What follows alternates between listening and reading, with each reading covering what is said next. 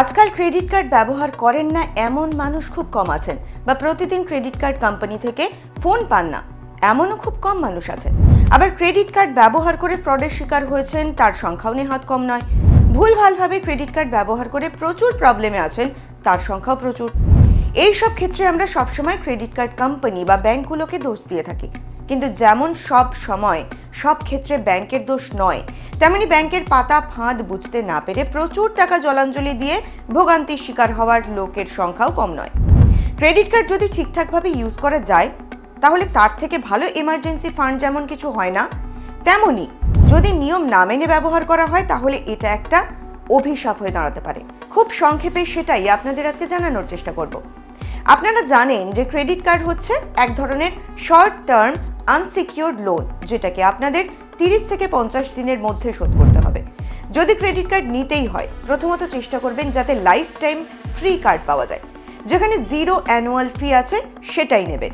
বিভিন্ন ধরনের marketing call আসবে, আপনাকে বলবে বিভিন্ন রকম ফেসিলিটি আছে, কিন্তু কোনো মতেই life time free credit card ছাড়া অন্য কিছু নেওয়ার চেষ্টা করবেন না। ব্যাংক থেকে আপনাকে বলবে যে এত টাকা খরচা করুন তাহলে আপনার ক্রেডিট কার্ড ফ্রি হয়ে যাবে, কিন্তু সেসব কথায় কান দেবেন না। আর ক্রেডিট কার্ড নেওয়ার আগে টার্ম অ্যান্ড কন্ডিশনগুলো ভালো করে চেক করে নেবেন। আর কিছু কনফার্মেশন যদি নিতে হয় আপনার রেজিস্টার্ড মেল আইডিতে নিয়ে নেবেন। এবার দ্বিতীয় পয়েন্টে আসি। আগেও বলেছি যে ক্রেডিট কার্ডে আপনি 30 থেকে 50 দিনের মধ্যে ইন্টারেস্ট ফ্রি পেমেন্ট অপশন পেয়ে যাবেন, যেটা আপনার প্রয়োজনের সময় কাজে লাগতে পারে। আর যদি আপনি ঠিকঠাক টাইমে পেমেন্ট করে দেন তাহলে আপনার ক্রেডিট স্কোর বাড়তে থাকবে। ক্রেডিট কার্ডে যদি আপনি কোনো কিছু জিনিসপত্র কেনেন বা কোনো রকম ট্রানজাকশন করেন, সেখানে রিওয়ার্ড পয়েন্ট পেয়ে যাবেন। সেই রিওয়ার্ড পয়েন্টগুলো আপনি বিক্রি করে অন্য জিনিসপত্র কিনতে পারবেন। কিন্তু এখানে একটা সমস্যা কি হয়, আপনার ইচ্ছা মতো জিনিস আপনি কিনতে পারেন না। ক্রেডিট কোম্পানিগুলো যে প্রোডাক্টগুলো বিক্রি করতে চায় সেগুলোতেই রিওয়ার্ড পয়েন্ট ইউজ করা যায়। আপনি যদি মনে করেন অন্য কিছু কিনবেন বা আপনার নিজের ইচ্ছে মতো কেনাকাটা করবেন, সেটা অনেক সময় সম্ভব হয় না। তবুও কিছু না পাওয়ার থেকে কিছু রিওয়ার্ড আপনি পেতেই পারেন, তাতে অসুবিধা কোথায়? আপনারা হয়তো অনেকেই জানেন যে ক্রেডিট কার্ডের সাথে অনেকগুলো ফ্রি ইন্স্যুরেন্স কভারেজ পাওয়া যায়। যেমন ধরুন, ক্রেডিট কার্ড থেকে যদি আপনি প্লেনের টিকিট কাটেন তাহলে প্লেন অ্যাক্সিডেন্টের ক্ষেত্রে আপনার 3 কোটি টাকা পর্যন্ত ইন্স্যুরেন্স কভারেজ থাকে। রেলের টিকিট কিনলে 5 থেকে 50 লাখের কভারেজ পেতে পারেন। এছাড়া free accidental hospitalisation cover, purchase protection cover, mobile protection cover, travel insurance ইত্যাদি পেয়ে যেতে পারেন। আমরা সাধারণত এগুলো খেয়াল করি না বা আমাদের বলা হয় না। অতএব যাদের কার্ড নেই তারা কার্ড নেওয়ার আগে এগুলো চেক করে নেবেন, আর যাদের কার্ড আছে তারাও দরকার পড়লে কাস্টমার কেয়ার বা ব্যাংক থেকে লিখিত বা ইমেলে এই ইন্স্যুরেন্সের ব্যাপারগুলো কনফার্ম করে নেবেন।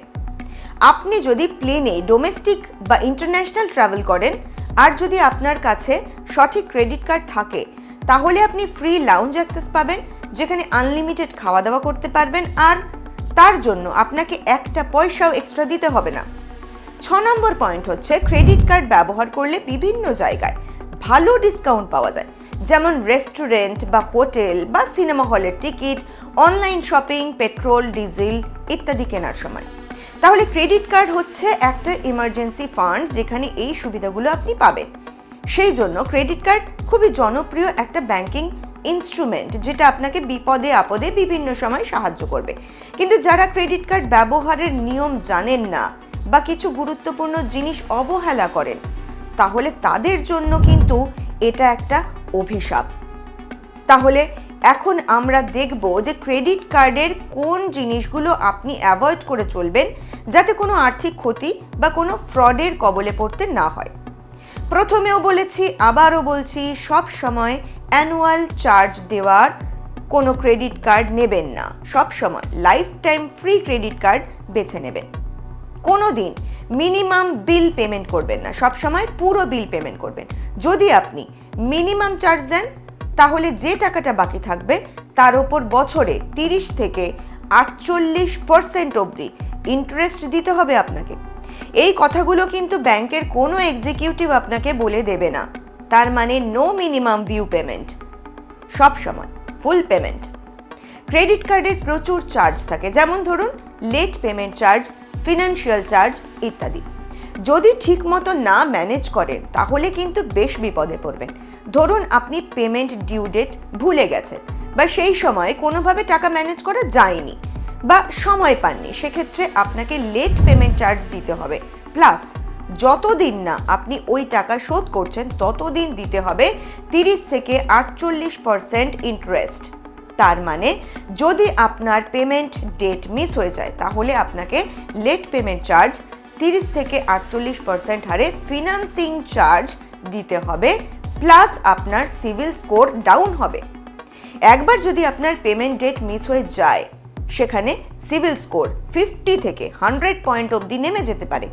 অতএব খুব সাবধান, সবসময় আপনি অটো পে করে রাখুন। যদি আপনি ভুলেও যান তাহলে অটোমেটিক আপনার ক্রেডিট কার্ডের পেমেন্ট হয়ে যাবে। কোনো দিন বা কোনো সময় ক্রেডিট কার্ড ব্যবহার করে এটিএম বা অনলাইন ক্যাশ তুলবেন না। এখানেও 30 থেকে 48% ইন্টারেস্ট লেগে যাবে। তার থেকে তো গোল্ড লোন নেওয়া ভালো, কখনোই ক্যাশ তুলবেন না।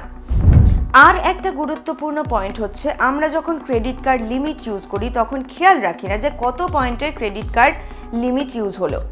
যদি 30%-এর ওপরে আপনার ক্রেডিট কার্ডের লিমিট ইউজ হয় তাহলে সিভিলে আপনার নেগেটিভ ইম্প্যাক্ট পড়বে।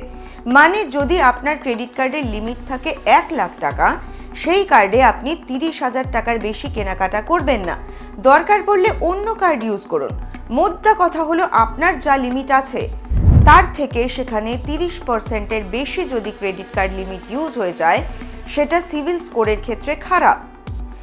এখন চারিদিকে দেখবেন বিভিন্ন ধরনের ক্রেডিট কার্ডের ফ্রডের সংখ্যা বেড়েই চলেছে।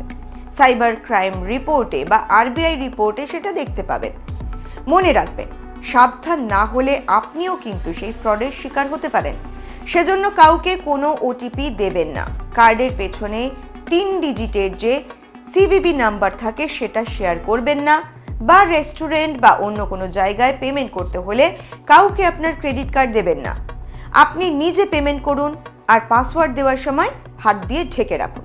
আর একটা খুবই গুরুত্বপূর্ণ পয়েন্ট যেটা আমরা সবসময় অবহেলা করি বা হয়তো জানি না কিংবা আমাদেরকে বলা হয় না, সেটা হচ্ছে ডিজিটাল সিকিউরিটি।